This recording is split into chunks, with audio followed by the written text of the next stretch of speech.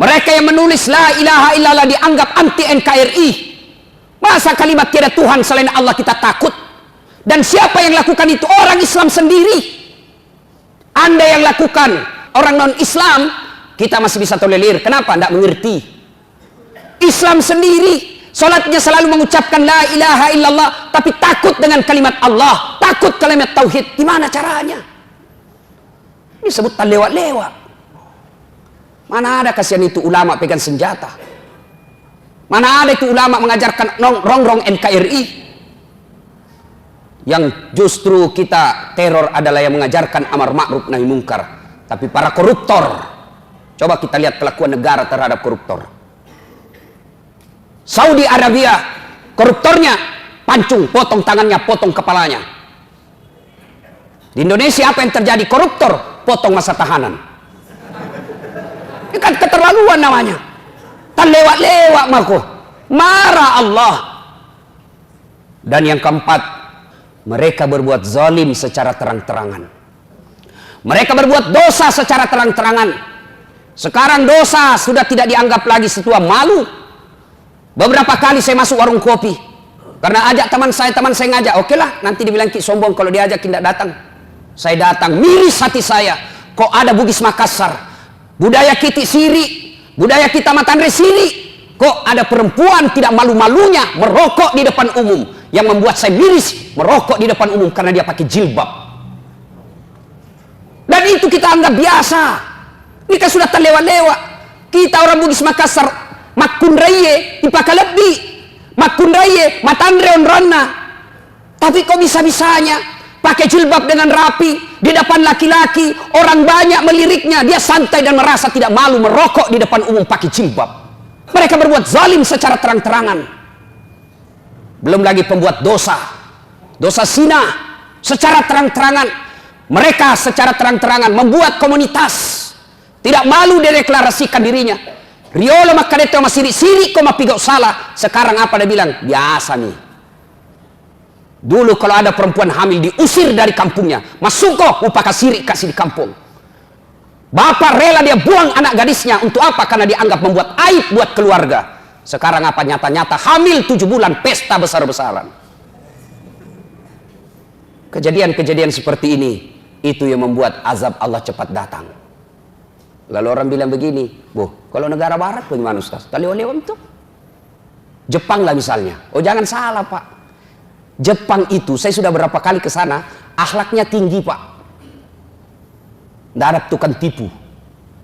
Pejabatnya baru dituduh korupsi, mundur dan bunuh diri. Kita sudah tertuduh, bahkan terponis, bahkan terpidana, sudah terbukti, sudah dipenjara, tidak malu jadi caleg.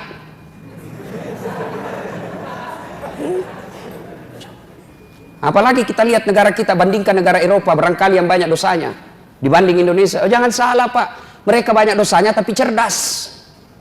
Punya teknologi yang bisa mengantisipasi bencana alam. Beberapa saat yang lalu ketika terjadi angin taifun di Jepang, saya ada di sana Pak. Saya mau khotbah Jumat di sana. Mereka tidak panik. Kenapa? Mereka punya teknologi. Sebelum terjadi, 24 jam sebelum terjadi, di handphonenya sudah dia tahu angin itu sudah di sini sekarang. Lagi sekian jam sampai di lokasi kita. Apa di Indonesia? Sejak 2012, ternyata alat pencatat deteksi dini tsunami sudah rusak. Sejak 2012, baru pindah kasih tahu Ki. Kalau begini negara kita, jangan salah. Na'udzubillah min dzalik. Mudah-mudahan kejadian di Palu, Donggala, Sigi menjadi pelajaran buat kita semua. Merugi orang yang diberikan teguran oleh Allah, lalu tidak mengambil iktibar pelajaran dari itu. Ya kau yalenno paringerseng, yalenno paringereng. Kau sudah ditegur, lalu kau tidak ingat juga. Inna azabi lazadid. Sesungguhnya azabku sangat pedih. Bencana alam ini sesungguhnya ada 3 sifatnya. 1, ujian. 2, teguran. 3, hukuman. Apa bedanya Ustadz? Tergantung siapa yang ditimpa. Apabila orang beriman, orang baik, hancur rumahnya, meninggal istrinya, maka sesungguhnya orang alim itu kena ujian. Namanya ujian mau naik pangkat, namanya ujian mau naik kelas. Anak-anak mahasiswa kalau mau jadi sarjana tentu nulis skripsi berat. Kenapa? Anda mau mendapat gelar sarjana. Ujian. Yang kedua, teguran. Siapa mereka yang ditegur? Orang baik yang berbuat salah. Orang baik yang berbuat salah, dia yang sholat, dia juga yang korupsi. Dia yang rajin sedekah, dia juga yang makan barang haram. Dia yang juga amar ma'ruf, dia juga yang melakukan kemungkaran. Ditegur, mari ngerako, kembali kau ke jalan yang lurus. Yang ketiga, hukuman. Siapa mereka? Orang kafir, pembuat dosa, durjana, maksiat, tidak pernah berbuat baik. Kena hukuman. Sesungguhnya dia bukan dicoba, tapi dia dihukum panjar dunia. Kita periksa diri tak. Kalau rumah tak terbakar, kena gempa, apa dia ujian? Apa dia teguran? Apa dia hukuman? Tergantung siapa. Kalau tidak pernah sholat, pak botol, tukang tipu, koruptor, hancur rumahnya, jangan kau bilang diuji kok bos. Sidang Jumat yang saya muliakan, tidak ada hal yang sia-sia di sisi Allah. Gempa, bencana, saudara kita yang ditimpa di Sulawesi Tengah, sesungguhnya faedahnya satu, ladang sabar bagi mereka yang kena musibah. Bagi mereka yang kena musibah, ini ladang amal. Berat, sakit hati, menderita. Karena memang hadiahnya sungguh luar biasa. Apa? Innallaha ma'as-sabirin. Allah bersama orang-orang yang sabar. Sabar, Allah bersama kita. Kena musibah, hancur rumah, keluarga berantakan. Tapi sabar. Dia hanya mengucapkan, innalillahi wa inna ilaihi rajiun. Segalanya datang dari Allah, segalanya akan kembali kepada Allah. Saya sabar, maka hadiahmu apa? Bersama dengan Allah. Bapak saja bersama gubernur kita sudah selfie-selfie. Kirim semua teman, saya lama gubernur. Ini bersama dengan Allah. Yang kedua, hikmah dari ini kita mengambil sisi positifnya. Introspeksi diri buat bangsa Indonesia. Mari ngerak kok bos, aja entar liwat-liwat. Dan yang ketiga, bagi kita yang tidak kena seperti orang di Makassar ini, apa faedahnya? Faedahnya adalah uji kesetiakawanan sosial. Mana mitian teriak-teriak selama ini, saya NKRI, saya Pancasila. Buktikan itu. Dengan cara apa? Mari gotong royong membantu mereka. Ladang amal buat kita untuk toleran, untuk saling tolong menolong, membantu mereka meringankan bebannya. Setidaknya bantu mereka dengan doa, setidaknya bantu mereka dengan sangka baik. Mudah-mudahan. Astaghfirullah Rabbal baraya, astaghfirullah minal khataya. Belajar dari kisahnya tadi Imam Ahmad. Dikabulkan doanya karena banyak istighfar. Ayo, perbanyak istighfar. Itu pertama, tobat bilizan.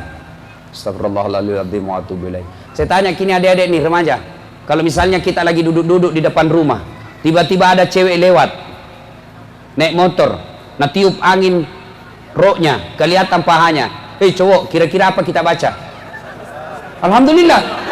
Bukan alhamdulillah bos, salai. Apa kira-kira dibaca bu? Apa? Istighfar, palingkan pandangan. Selama bapak tidak berkedip, itu rezeki. Berkedip masih dilihat, maka sudah menjadi dosa. Maka palingkan pandangan. Astagfirullah. Jangan juga mentang-mentang batasnya kedip, nah tahan. Atau dia bilang, astagfirullah, astagfirullah, astagfirullah. Ya, satu, taubat bilizan. Taubat dengan cara apa? Memperbanyak istighfar. Hikmah tahun baru Hijriah yang pertama, ayo mulai besok perbanyak istighfar.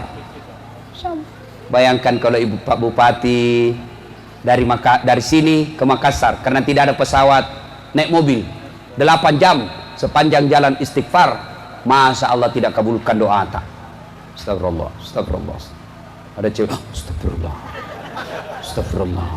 Yang penting serius dengan istighfar. Satu, tobat istighfar. Yang kedua, tobat dengan cara apa? Tobat dengan memperbanyak sholat sunnah taubat. Bagaimana cara sholat sunnah taubat? Salahnya sama dengan sholat sunnah yang lain. Kalau tahajud, niatnya tahajud.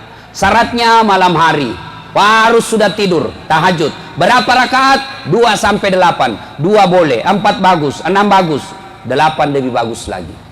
Kalau witir malam hari, ya harus ganjil.